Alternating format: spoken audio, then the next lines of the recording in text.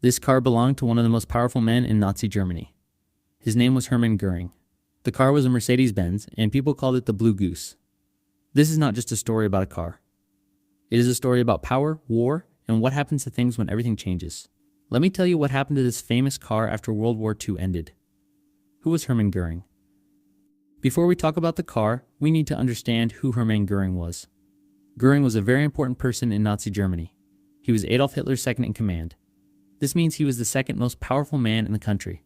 Göring was the head of the German Air Force, which was called the Luftwaffe. He was also in charge of many other things in the Nazi government. Göring loved luxury. He loved expensive things. He had many houses, paintings, jewels, and cars. He took things from people during the war. He especially took things from Jewish families. Göring lived like a king while millions of people suffered. His love for expensive things showed how corrupt he was. The Blue Goose, a special car. The car we are talking about was a Mercedes-Benz 540K. This was one of the most expensive and powerful cars in the 1930s. The K stood for compressor, which means it had a supercharger. This made the car very fast and powerful. Not many people could buy this car. It was only for the very rich. Göring's car was special. It was custom made just for him. The car was painted in a light blue color. Some people say it was gray blue. This color was not normal for cars at that time. Most cars were black or dark colors. Because of this unusual color, American soldiers gave the car a nickname. They called it the Blue Goose. A goose is a bird, and this name stuck with the car forever. The Blue Goose was huge. It was a large convertible car. This means the roof could open. The car had special features that other cars did not have. It had bulletproof glass to protect Göring. It had special seats and luxury inside. Everything about this car said power and wealth. Life during the war. During World War II, Göring used this car to travel around Germany. He went to meetings, parties, and important events. People saw him in this car, and they knew he was coming. The Blue Goose was a symbol of Nazi power. It showed everyone that Göring was important and rich. But as the war continued, things changed. Germany started to lose the war. By 1945, everything was falling apart. The Allied forces were coming from all sides. The Americans, British, and Russians were taking over Germany. The Nazi leaders knew they were going to lose. Göring tried to escape, but he could not. The end of the war. In May 1945, World War II ended in Europe. Germany surrendered. The Nazi leaders were captured or killed. Adolf Hitler killed himself in his bunker in Berlin. Hermann Göring surrendered to American forces. He did not want to be captured by the Russians because he knew they would kill him immediately.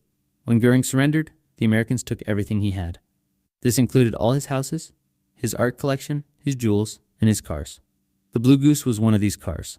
American soldiers found it and took it as war property. This was legal. When you win a war, you can take things from the enemy. This is called spoils of war. American soldiers and the Blue Goose. American soldiers were amazed when they saw Göring's things. They could not believe how much wealth one man had collected. They found rooms full of stolen art. They found boxes of jewels. And they found several luxury cars, including the Blue Goose. The soldiers took photos with the car.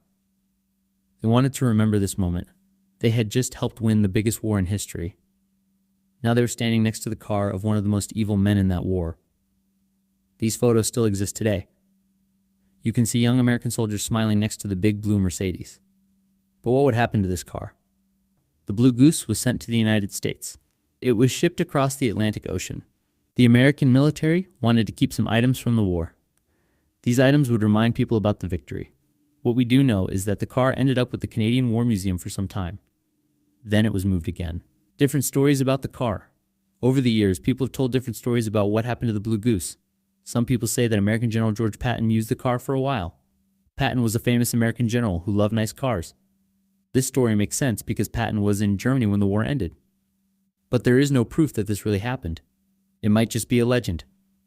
Other people say that several different officers drove the car in Germany before it was shipped to America. The car was famous.